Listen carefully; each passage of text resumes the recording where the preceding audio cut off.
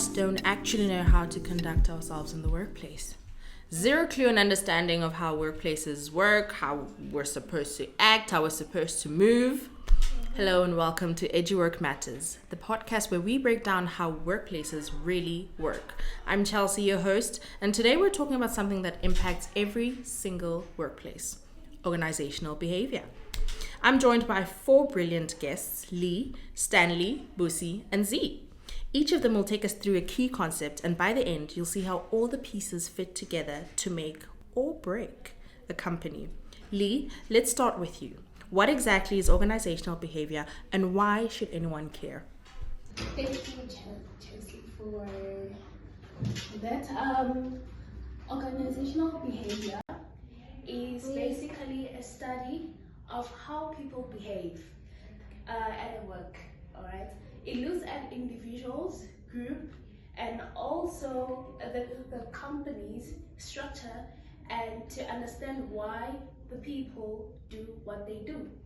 Okay, and it matters a lot because it's like a company's people mutual. And like, yes, if manager understood the organizational behavior, they can actually improve productivity and also the employees to make them more happier, and also to encourage teamwork. Alright, and to manage the change without any crisis that will hold up on the organization. Yeah. For example, I once worked at a company whereby I was in a team that was always disagreeing on one another. So what we did, we involved the manager to come in this group, and so what she did was that she put us in a program whereby we can improve our communication skills. Yeah, well, by doing that, like, it helped us a lot, so that like we can able to understand one another in the group. So that is one of those tactics that the manager uses, for us to deal with conflict.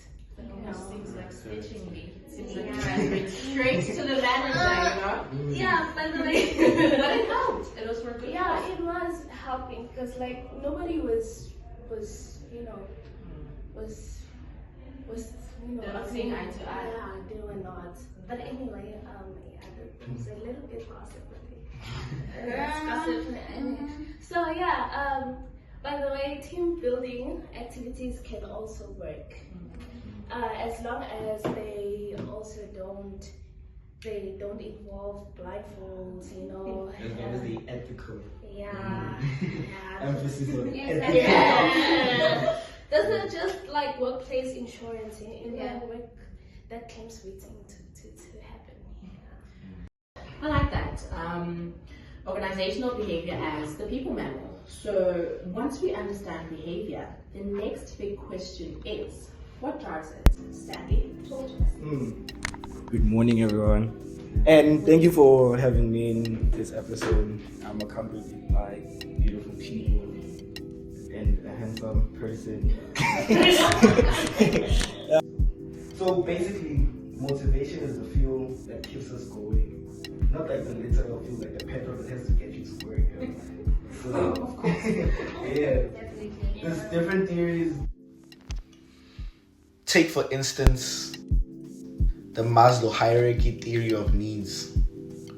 It's a psychological theory by Abraham Maslow that explains human motivation as a series of levels, where people generally focus on fulfilling lower needs before moving on the higher ones. Number one, psychological needs. Basically, survival essentials like food and water. Number two, safety needs. Protection from harm and stability in life. Examples may include secure job and safe home. Number three, love and belonging. Social needs like friendships, family, intimacy, and a healthy community. Number 4, esteem needs. Respect, recognition, and self-confidence. Knowing your worth. Examples in a workspace may involve promotions. Number 5, self-actualization. Realizing your full potential or pursuing personal growth.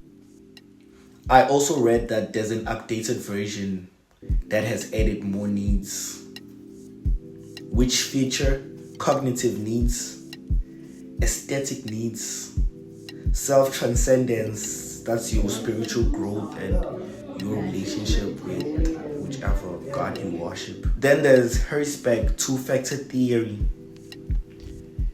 Hygiene factor prevents dissatisfaction. It creates motivation. So basically it makes you hate your job less. Factors which may include salary and benefits, job security, relationship with co-workers. Then there are motivators. They create drive, e.g. recognition and praise. Hey pal, our profits went up by 1 billion. We saw your extra efforts and the shifts you put in. Here's a muffin. Efforts like that. You're being recognized and praised. Then there's the McClelland's theory of needs. It states that people are primarily driven by 3 specific motivational needs. Number 1, need for achievements. Desire to set and accomplish challenging goals. I don't know what those goals are, but then, Yeah. Then need for power. Desire to influence, control, or have an impact on others. So basically, you want people to look out to you. Like a power trip. Yeah. Sounds like you've been on a power trip. Then the third one, need for affiliation, desire for friendship, close relationships, interpersonality, Okay. all those things, yeah. Basically, healthy environment with your co-workers. Oh, yeah.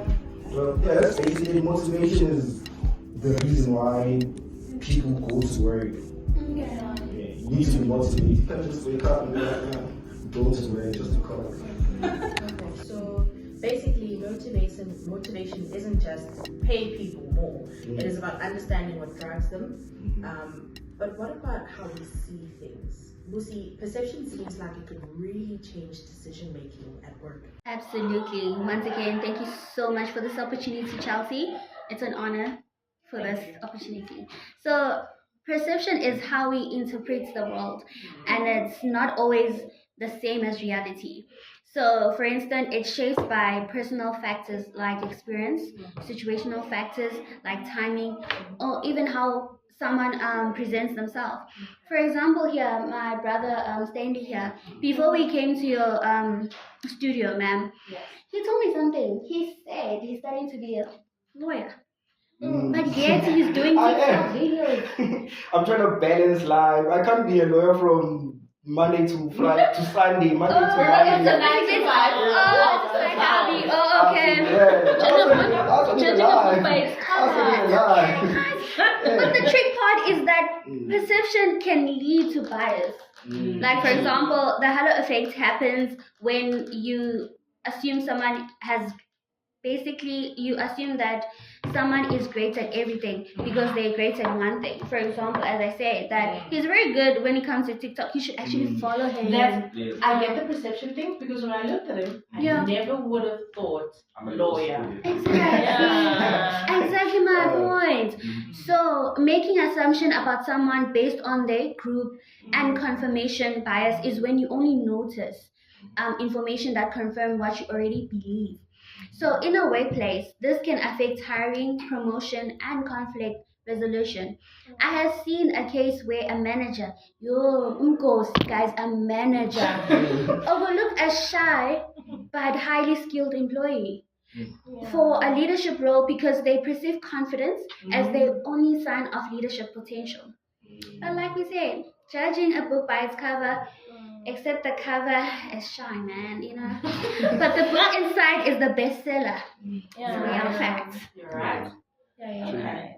So that's a great reminder that we don't just act on facts, we act on our own version of the facts. Z, let's wrap it up with fit. I know you're talking about person job fit and person organization fit.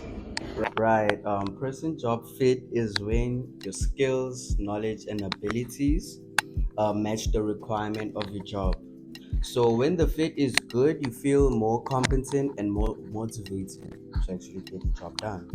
And then person organization fit is when your personal values match with the organization's culture and mission. You understand? So that fit makes you more committed and engaged. And then when both are strong, you get more happier employees.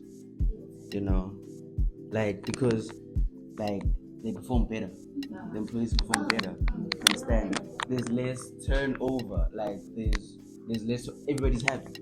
Understand? And then if either is missing, you get a lot of frustration. There has to be a balance. For instance, I knew a designer. That designer, at their craft, I don't know. There's a lot. So at their craft, they were amazing, but because their creative skill didn't match the organization's culture, flash. So for instance, like basically what this means is, your job is like a puzzle. You know, the shape and the picture have to match. Otherwise, the corner piece is gonna get stuck in the middle. Okay,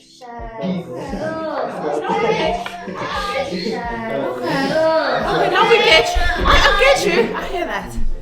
So basically, I just wrapped it up and to see you on the next episode. I think that's my part, see? That's my part. I think he's taking your job. Chelsea. I can see what you're doing. I see what you're doing. Listen, I'm not going anyway. So, if we put it all together, understanding behavior, keeping people motivated, being aware of perception, and making sure the right people are in the right roles with the right culture, that's the formula for a healthy workplace. Thanks so much, Lee, Stanley, Pussy, and Z, for breaking this down, and thank you to our listeners. Remember, work smart, work well, and work together. Thank you.